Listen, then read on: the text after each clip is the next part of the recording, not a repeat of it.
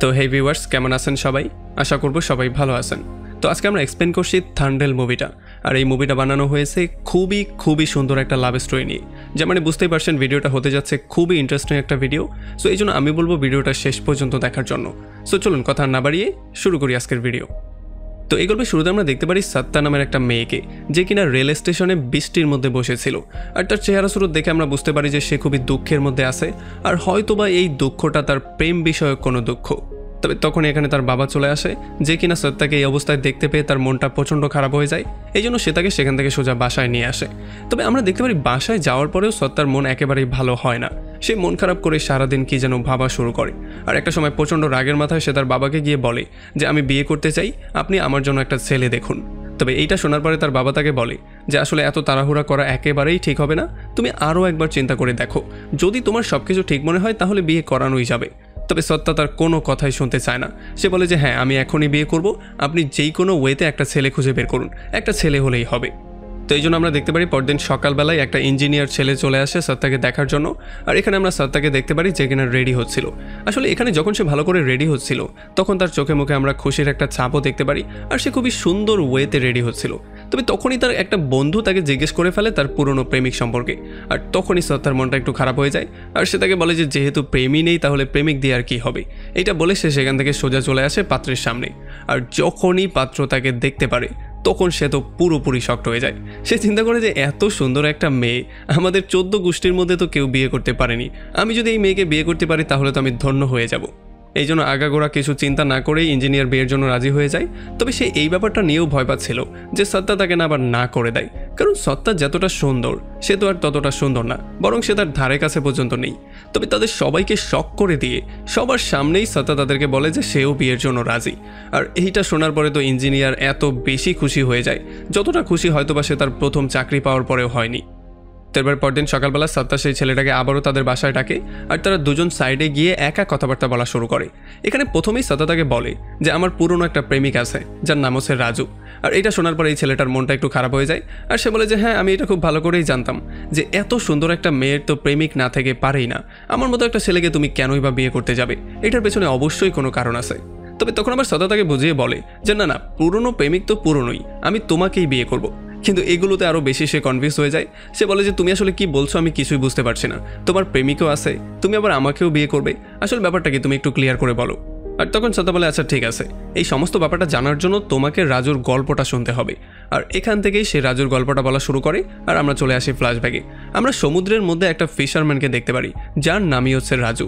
আসলে রাজু তার গ্রামের মানুষজনের সাথে সমুদ্রের মধ্যে পুরো 9টা মাস মাছ ধরার জন্য আসে। আর এই পুরো 9 মাসের মাছ ধরার পরে তারা এগুলো ফ্যাক্টরিতে দিয়ে দেয়, আর 3 মাসের জন্য তারা তাদের গ্রামে গিয়ে থাকে। অ্যান্ড তারপরে এই সার্কেলটা বারবার করে রিপিট হতে থাকে। তারা 9 মাস সমুদ্রে কাটায়, আবার 3 মাস গ্রামে কাটায়। আর তাছাড়া আমরা জানতে পারি এই পুরো নৌকার একটা লিডারও থাকে যাকে থান্ডেল বলা হয়। আসলে থান্ডেল হচ্ছে গিয়ে সেই লোক যে কিনা পুরো নৌকাটাকে দেখাশোনা করে রাখে, তারা সবাই তার আন্ডারে কাজ করে, তাছাড়া সে টাকা পয়সার হিসাবও রাখে।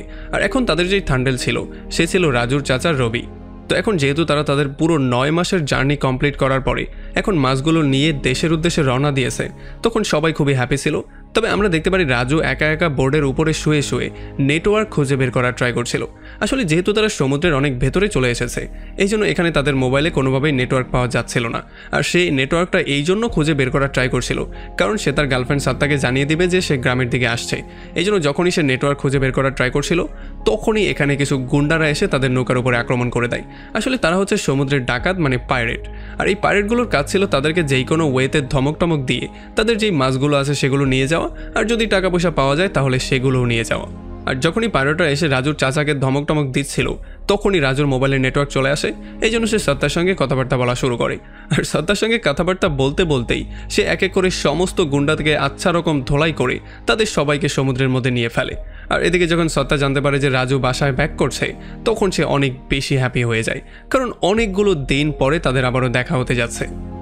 তো এরপর পরদিন সকালবেলা যখন রাজু গ্রামে চলে আসে তখন সে প্রথমে গিয়ে সত্তার সঙ্গে মিট করে। আর এরপর সে গ্রামের বিশাল বড় টাওয়ারের উপরে লাগানো একটা ফ্ল্যাগ খুলে ফেলে, যাতে করে গ্রামের সমস্ত মানুষজন এই ব্যাপারটা জেনে যায় যে ফিশারম্যানরা এখন গ্রামে ব্যাক করেছে। তো এরপর একদিন যখন রাজু দোকানে তার বন্ধুদের সঙ্গে বসে আড্ডা দিচ্ছিল তখন সে লক্ষ্য করে তার চাচা রবি একটু বেশি টেনশনের মধ্যে আছে। আর যখন সে গিয়ে জিজ্ঞেস করে যে টেনশনের কারণটা কি, তখন রবি তাকে এই ব্যাপারটা জানায় যে আসলে তাদের গ্রামের মধ্যে একটা ইললিগাল মাইনিং চলছে, আর ঠিক এমনই একটা মাইনিং পাশের গ্রামেও কিছুদিন আগে করা হয়েছিল, যেই জন্য সেই গ্রামের অনেক বড় ক্ষতি হয়ে গিয়েছিল। এই জন্য এই গ্রামকে ক্ষতির থেকে বাঁচানোর জন্য রবি তো সেই মাইনিংয়ের লোকজনের সাথে কথাবার্তা বলতেও গিয়েছিল, তবে সেই লোকজন তার সাথে কুকুরের মতো ব্যবহার করে তাকে দূর দূর করে তাড়িয়ে দিয়েছে। আর এই জন্যই তার চাচা প্রচণ্ড মন খারাপ করে তাকে বলে যে আসলে গ্রামের থান্ডেল হয়েও আমরা কিছুই করতে পারছি না, গ্রামের কোনো সাহায্যই করতে পারছি না, এই ব্যাপারটার জন্যই আমার মন খারাপ হয়ে আসে। আর এই সমস্ত ব্যাপারগুলো শোনার পরে রাজু প্রচণ্ড মাথা গরম করে চলে আসে সেই জায়গায় যেখানে ইলিগাল মাইনিং করা হচ্ছিল। আর এখানে যত গুন্ডাপান্ডা ছিল তাদেরকে আচ্ছা রকম ধোলাই করে ফাইনালি সমস্ত মাইনিং সে বন্ধ করে দেয়। আর এই সমস্ত ব্যাপারগুলোর জন্য তার চাচাও তার উপরে অনেক বেশি খুশি হয়ে যায়। এই জন্য সে গ্রামে এসে সবার সামনে রাজুকে তাদের নতুন থান্ডেল হিসেবে অ্যানাউন্স করে দেয়। তো এরপর আমরা দেখতে পারি রাজু তার পুরোটা সময় সত্তার সাথেই পার করা শুরু করে, তারা নানান জায়গায় ঘুরে ফিরে আড্ডা দেওয়া শুরু করে। তবে এর মধ্যেই তাদের একটা বন্ধুর মেয়ের বার্থডে পার্টি চলে আসে, যেই বন্ধু ছিল ফিশারম্যান। এই জন্য তারা সেখানে চলে আসে বার্থডে পার্টিতে জয়েন করার জন্য। তবে এখানে সত্তা নোটিস করে যে তার বন্ধুর যেই ওয়াইফ আছে এই বার্থডে পার্টির মাঝখানেও সে বারবার করে তার হাজব্যান্ডের সঙ্গে ঝগড়া করছে। এই জন্য সত্তা গিয়ে তাকে বোঝানোর ট্রাই করে। সে বলে, ভাবি দেখেন 9 মাস পরিশ্রম করার পরে ফাইনালি 3 মাসের জন্যই তো সে গ্রামে এসেছে, সো যদি আপনি এখনও তার সঙ্গে ঝগড়া শুরু করে দেন তাহলে তার লাইফটা কেমন করে চলবে। তবে তখন সে আবার সত্তাকে বুঝিয়ে বলে যে দেখো, তুমি যত সহজে বলছো ব্যাপারটা এতটা সহজ না, সে তো 9 মাস গিয়ে নদীতে পড়ে থাকে, বাকি 9টা মাস যে আমি কি করে বাচ্চাদেরকে বড় করি, কি করে এত স্ট্রাগল করে সংসারটা চালাই, সেটা তুমি এখনো বুঝবে না। যখন রাজুর সঙ্গে তোমার বিয়ে হয়ে যাবে তখন এই ব্যাপারটা তুমি ক্লিয়ারলি বুঝতে পারবে। আর এটা শোনার পরে সত্তা একটু বেশি টেনশনের মধ্যে পড়ে যায়। সে চিন্তা করে আসলেই তো 9 মাস যদি সমুদ্রে গিয়ে কাটায় তাহলে এখানে আমি কি করে সার্ভাইভ করব, বিয়ের পরে কি আমার লাইফটাও ঠিক এমনই হয়ে যাবে। তো এরপরে পরবর্তী 3টা মাস সত্তা রাজুর সঙ্গে খুবই ভালো করে পার করে, আর এতে করে আমরা দেখতে পারি তারা দুজনেই খুবই হ্যাপি ছিল। তবে 3 মাস পরে হঠাৎই রাজু একদিন সত্তাকে কিছু না জানিয়েই সোজা নৌকা নিয়ে বেরিয়ে পড়ে নতুন মিশনের জন্য, মানে পরবর্তী 9 মাসের জন্য মাছ ধরতে বেরিয়ে পড়ে। আর যখন সত্তা ঘুম থেকে উঠে তখন সে দেখতে পারে টাওয়ারের উপরে ফ্ল্যাগটা জ্বলছে, যার মানে সেই ফিশারম্যানরা আবারও সমুদ্রে চলে গিয়েছে। এই জন্য তার মনটা আরও বেশি খারাপ হয়ে যায়, কারণ রাজু একে তো তাকে বলেনি, দ্বিতীয়তে তাকে আরও 9টা মাস অপেক্ষা করতে হবে। তবে কিছুক্ষণ পরেই গ্রামে একটা খবর চলে আসে যে সমুদ্রের মধ্যে একটা ফিশারম্যানের পড়ার জন্য তার মৃত্যু হয়ে গেছে। আর একটু পরে স্পিডবোটের সাহায্যে তার লাশটাও এখানে নিয়ে আসা হয়। আর যখন সত্তা তার লাশটা দেখতে পারে আর তার ওয়াইফকে তার লাশের পাশে পাগলের মতো কান্নাকাটি করতে দেখতে পারে, তখন তার মনটা প্রচণ্ড খারাপ হয়ে যায়। আর সে রাজুকে নিয়েও টেনশন করা শুরু করে। তার মনে হয় যে রাজুরও যদি এই অবস্থা হয় তাহলে তো আমাকেও পাগলের মতো কান্না করতে হবে। আর এই সমস্ত ব্যাপারগুলো চিন্তা করতে করতেই সত্তা রাতের বেলা ঘুমাতে পর্যন্ত পারে না। আর যখন তার বাবাই ব্যাপারগুলো নোটিস করে তখন সেটার কারণ তার কাছে জিজ্ঞেস করে। এই জন্য সত্তা তাকে ফরফর করে সমস্ত সত্যিগুলো বলে দেয়। আর এরপর সে তাকে জিজ্ঞেস করে যে একটা সময় তো আপনিও থান্ডেল হতে চাইতেন, তাহলে থান্ডেল হওয়ার জার্নির থেকে আপনি কেন বেরিয়ে আসলেন, আপনি কেন মাছ ধরা পুরোপুরিভাবে ছেড়ে দিলেন। আর তখন তার বাবা তাকে বুঝিয়ে বলে যে একটা সময় আমিও চেয়েছিলাম থান্ডেল হতে, কিন্তু যখন একবার 9 মাস পরে আমি গ্রামে ব্যাক করেছিলাম তখন আমি জানতে পেরেছিলাম তোমার মা কয়েক মাস আগেই মারা গিয়েছে। গ্রামের মানুষজন এই খবরটা আমাকে জানাতেও চেয়েছিল, কিন্তু সমুদ্রের মধ্যে নেটওয়ার্ক না থাকার কারণে কোনোভাবেই তারা আমাকে এই খবরটা জানাতে পারেনি। আর তখন আমার মনে হয়েছে যে আমি তোমার মায়ের শেষ মুহূর্তেও তোমার মায়ের সঙ্গে থাকতে পারিনি, শুধুমাত্র এই থান্ডেল হওয়ার চক্করে। এই জন্য তখন থেকেই আমি সিদ্ধান্ত নিয়ে নিয়েছিলাম আমি থান্ডেল হওয়ার চক্করে আর পড়বো না, আর আমি সমুদ্রে গিয়ে এতদিনের জন্য মাছও ধরবো না। যদিও তার বাবা তাকে এইটাও বলে দেয় যে তোমার আর রাজুর যেই প্রেম সেটার উপরে আমার সম্পূর্ণ বিশ্বাস আছে, তবে এমনটা না হয়ে যায় যে আমার মতোই তোমার আর রাজুকে একটা সময় আলাদা আলাদা হয়ে সমস্ত দুঃখ যন্ত্রণা সহ্য করতে হয়। আর এই সমস্ত ব্যাপারগুলো শোনার পরে সত্তার মন আরও বেশি খারাপ হয়ে যায়।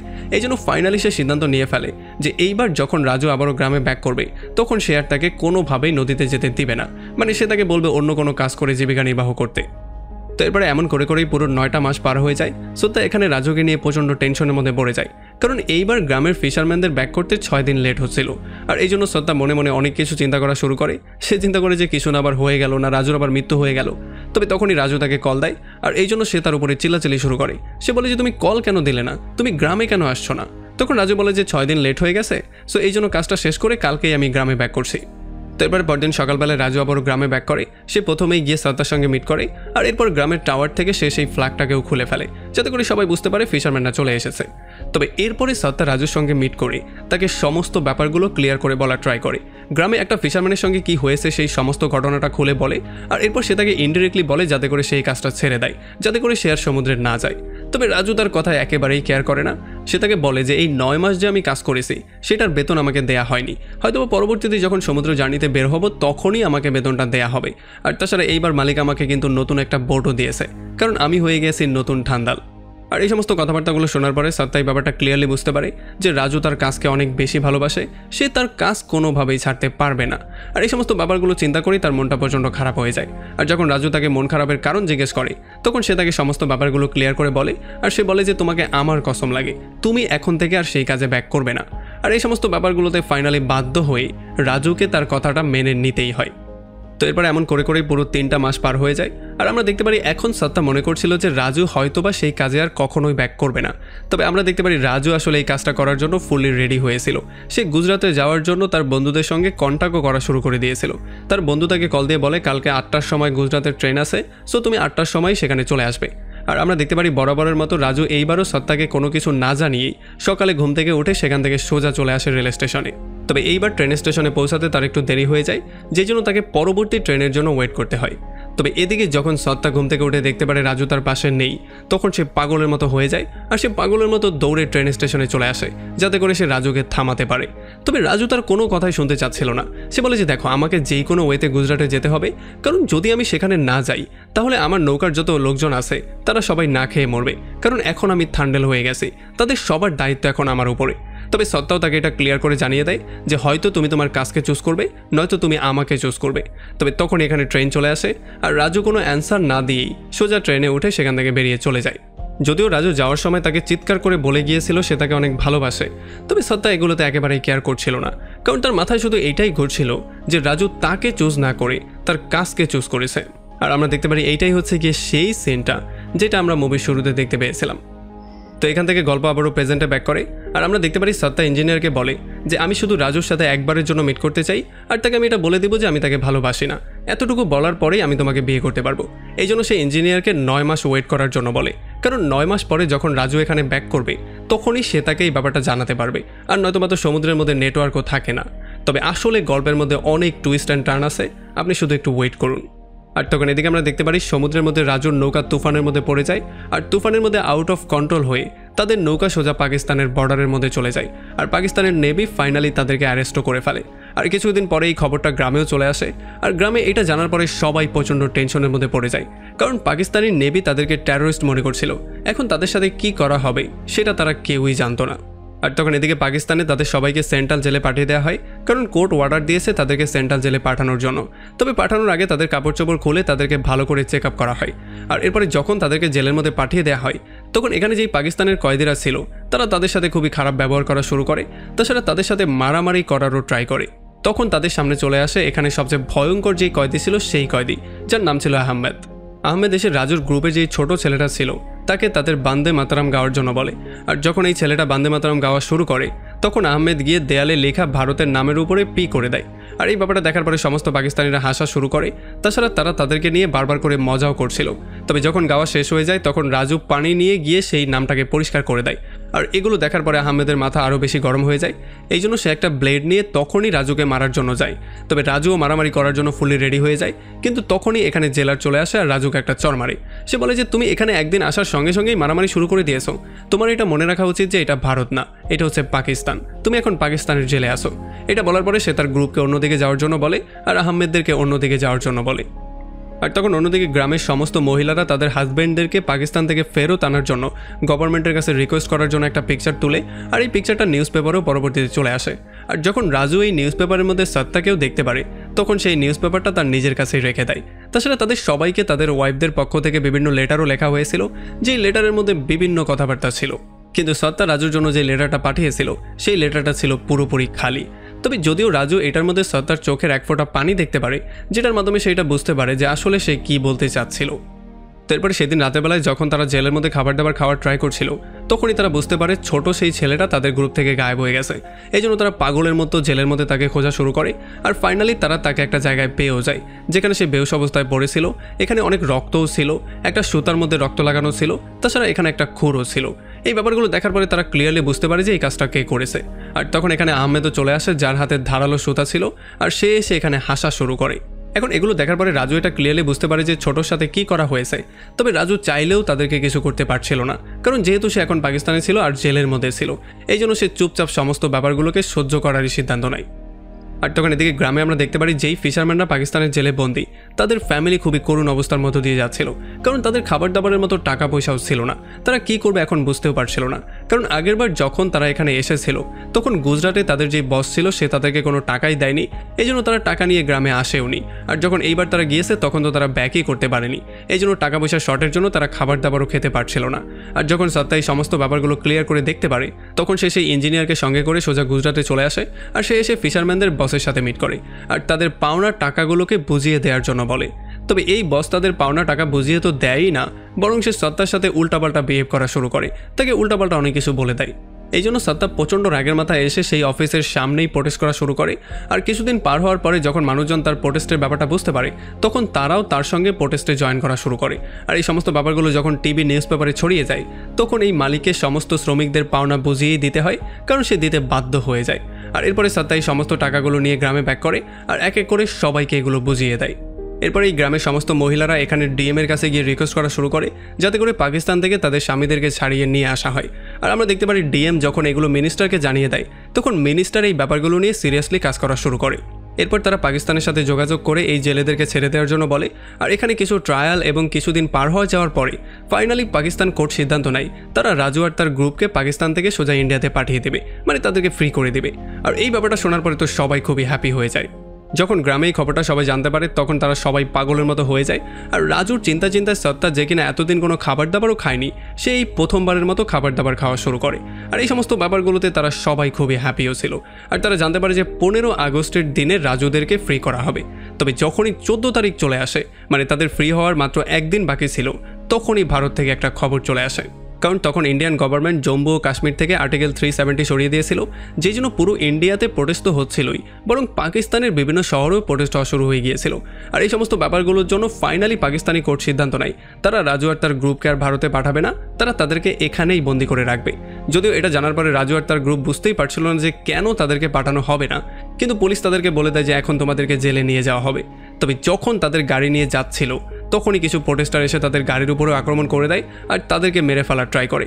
আর যখন ওয়ার্ডেন এই ব্যাপারটা জানতে পারে তখন সে দ্রুত ড্রাইভারকে অর্ডার দেয় যাতে করে গাড়িটা নিয়ে যেই কোনো ওয়েতে প্রোটেস্টারদের থেকে তারা দূরে চলে যায়, কারণ যদি রাজু আর তার গ্রুপ প্রোটেস্টারদের হাতে পড়ে যায় তাহলে এক এক করে তাদের সবাইকে মেরে ফেলবে তারা। তবে তখনই তারা খবর পেয়ে যায় যখন প্রোটেস্টাররা গাড়ির উপরে আক্রমণ করেছিল তখন রাজু আর তার গ্রুপ সেখান থেকে পালিয়ে গিয়েছিল। আর এই জন্য পুলিশ তাদেরকে খোঁজাখুঁজি করা শুরু করে দেয়, কারণ যেই কোনো ওয়েতে তাদেরকে খুঁজে বের করতেই হতো।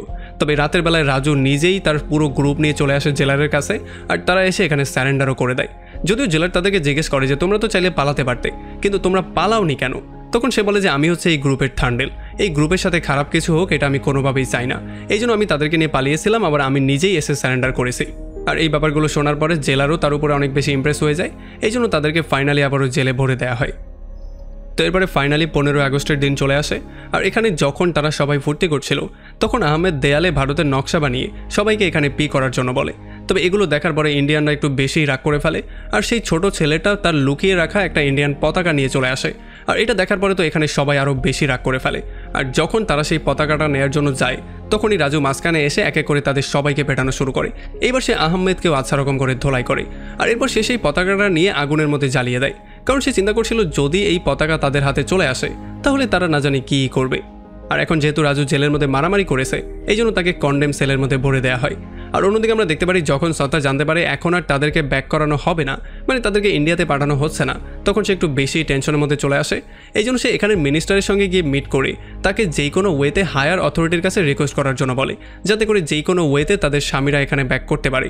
তবে তখন মিনিস্টার তাকে সরাসরি জানিয়ে দেয় যে তোমার দিল্লিতে গিয়ে বড় মিনিস্টারের সঙ্গে যোগাযোগ করা উচিত, কারণ একমাত্র পাকিস্তান থেকে মানুষ ফিরিয়ে আনার পাওয়ার তাদের কাছেই আছে।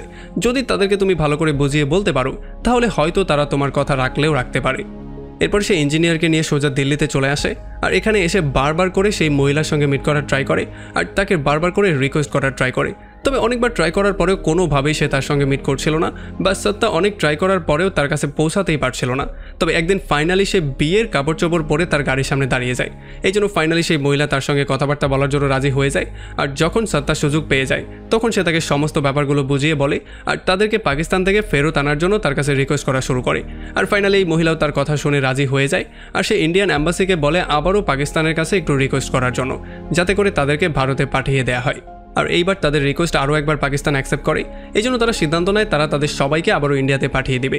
তবে এইবার তারা সিদ্ধান্ত নেয় কালকে সকাল 12টার মধ্যে সোজা বর্ডারে নিয়ে তাদের সবাইকে বর্ডার পার করিয়ে দেওয়া হবে। আর যখন পরদিন সকাল 12টার সময় তাদের সবাইকে বর্ডারে নেওয়া হয়, তখন তাদের আধার কার্ড দেখে তাদের আইডেন্টিটি শনাক্ত করে এক এক করে তাদের সবাইকে ভারতে পাঠিয়ে দেওয়া হয়। তবে রাজুর গ্রুপের একটা মেম্বার ভারতে আসতে পারে না, কারণ তার কোনো আধার কার্ডই ছিল না। যদিও তার দাদি বারবার করে তাকে আধার কার্ড বানানোর জন্য রিকোয়েস্ট করছিল, কিন্তু সে এটাকে একেবারে পাত্তাই দেয়নি। সে ইচ্ছা করেই তার আধার কার্ড বানায়নি, এই জন্য তাকে এখন পাকিস্তানেই থাকতে হয়। তাকে পাকিস্তানের জেলের মধ্যেই বন্দি করা হয়। আর এটা দেখার পরে কোনোভাবেই রাজু এটা মানতে পারছিল না, এই জন্য সে বর্ডারেই বসে পড়ে। সে বলে যে আমি এখন আর দেশে ব্যাক করবো না, কারণ আমার ভাইকে ছাড়া আমি কোনোভাবেই এখান থেকে ব্যাক করবো না। তবে তখন তার চাচা তাকে বারবার করে বুঝিয়ে বলার ট্রাই করে, কিন্তু রাজু কোনোভাবেই কোনো কিছু শুনছিল না। এই জন্য তার চাচা প্রচণ্ড রাগ হয়ে তাকে বলে যে যদি তুই গ্রামে ব্যাক না করিস তাহলে সত্তার বিয়ে অন্য কারোর সাথে হয়ে যাবে। আসলে সত্তার ইঞ্জিনিয়ারের বিয়ের কার্ডও ছাপানো হয়ে গিয়েছিল, যেটা রাজুর চাচার কাছে অলরেডি চলেও এসেছিল, কিন্তু রাজুর চাচা রাজুকে এই ব্যাপারটা জানায়নি। আর এখন যখন রাজু এই ব্যাপারটা জানতে পারে তখন তার মাথা প্রচণ্ড গরম হয়ে যায়। এই জন্য সে দৌড়ে আবারও পাকিস্তানি বর্ডারে চলে যায়। আর এইবার সে গিয়ে এখানে বসে বলে যে আমি হচ্ছে গিয়ে থান্ডেল, আমি আমার ভাইকে ছাড়া এখান থেকে কোনোভাবেই ব্যাক করব না। আর এই সমস্ত ব্যাপারগুলো দেখার পরে জেলারেরও তাদের উপর একটু মায়া হয়, এই জন্য তারা ইন্ডিয়ান অ্যাম্বাসির কাছে রিকোয়েস্ট করে যাতে করে লাস্ট যেই লোকটার আধার কার্ড বানানো হয়নি তারও একটা আধার কার্ড বানিয়ে ফেলা হয়। আর রাতের বেলায় তারা তাড়াহুড়ো করে সেই আধার কার্ডটা বানানো শুরু করে দেয়। তবে যতক্ষণে তারা আধার কার্ড কমপ্লিট করে ততক্ষণে রাত 12টার বেশি হয়ে গেছে। এই জন্য এখন আর রাজু আর সেই লোকটাকে পাকিস্তানের বর্ডার ক্রস করতে দেয়া হবে না, কারণ ওয়ার্ডার মতে আজকে দিনের মধ্যেই তাদেরকে বর্ডার ক্রস করাতে হতো। এখন যেহেতু তারা বর্ডার ক্রস করেনি এই জন্য তাদেরকে সেখানেই থাকতে হবে। এখন না জানি কবে আবার তাদেরকে পাঠানো হবে, কারণ আগের বার যখন তাদেরকে ছাড়ার কথা হয়েছিল সেই সময়টা ছিল 2 বছর আগে। মানে আমরা জানতে পারি 2টা বছর পরে পাকিস্তানি গভর্নমেন্ট আরও একবার তাদেরকে ছাড়ার জন্য রাজি হয়েছিল। কিন্তু এখন যেহেতু তারা এখান থেকে যায়নি এই জন্য তাদেরকে আরও কয়েক বছর হয়তো পাকিস্তানেই পার করতে হবে। মানে তারা পাকিস্তানের জেলে পুরো 2টা বছর ধরে বন্দি আছে। তবে তখন ওয়ার্ডেন তার লোককে বলে তোমার ক্লকটা একটু 5 মিনিট পেছনে ঘুরিয়ে দাও, আর এখন আমাদের কাছে 5 মিনিট সময় আছে। এইটা বলে সে রাজু আর সেই লোকটাকে বর্ডার পার করে দেয়। আর এইটা দেখার পরে সবাই খুবই হ্যাপি হয়ে যায়। তো এরপরে পরদিন সকালবেলা যখন সবাই তাদের গ্রামে ব্যাক করে তখন রেল স্টেশনে সবাই তাদের জন্য ওয়েট করছিল। আর আমরা দেখতে পারি এক এক করে সবাই রেল থেকে নেমে আসে। তবে আসলে রাজু এখান থেকে বেরোয় না, এই জন্য সত্তা একটু বেশি টেনশনের মধ্যে পড়ে যায়। তবে তখন ইঞ্জিনিয়ার তাকে বলে যে আমি এটা খুব ভালো করে জানি যে তুমি আমাকে বিয়ে করবে না, তুমি সেদিন সেই বিয়ের শাড়িটা পরেছিলে শুধুমাত্র রাজুর জন্য, তুমি আমার জন্য বিয়ের শাড়ি পরোনি। এই জন্য যখনই রাজু ভারতে ব্যাক করেছে তখন আমি তার জন্য ফ্লাইটের টিকিট পাঠিয়ে দিয়েছিলাম, আর এতক্ষণে হয়তোবা সে গ্রামেও পৌঁছে গিয়েছে। আর এটা শোনার পর তো সত্তা অনেক বেশি হ্যাপি হয়ে গ্রামের দিকে দৌড়ে যাওয়া শুরু করে, কারণ সে কতগুলো বছর পরে রাজুর সঙ্গে মিট করবে।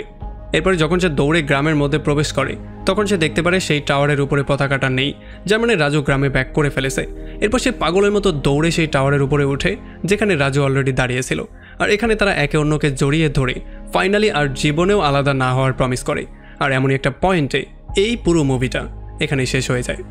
যদিও এই মুভিটার লাভ স্টোরি অনেক সুন্দর ছিল, কিন্তু লাস্টের দিকে পাকিস্তান ঢুকিয়ে দিয়ে মুভির সমস্ত মজা নষ্ট করে দিয়েছে। তারপরে হয়তোবা মুভির লাভ স্টোরি আপনাদের কাছে অনেক ভালো লেগেছে। যদি ভালো লাগে তাহলে অবশ্যই একটা লাইক করবেন, আর যদি এখনও আমাদের চ্যানেলটা সাবস্ক্রাইব করে না থাকেন তাহলে অবশ্যই করে ফেলুন। কমেন্ট করে আমাকে জানান কেমন লাগলো ভিডিও। তো দেখা হচ্ছে অন্য কোনো ভিডিওতে অন্য কোনো একদিন। Till then, take care.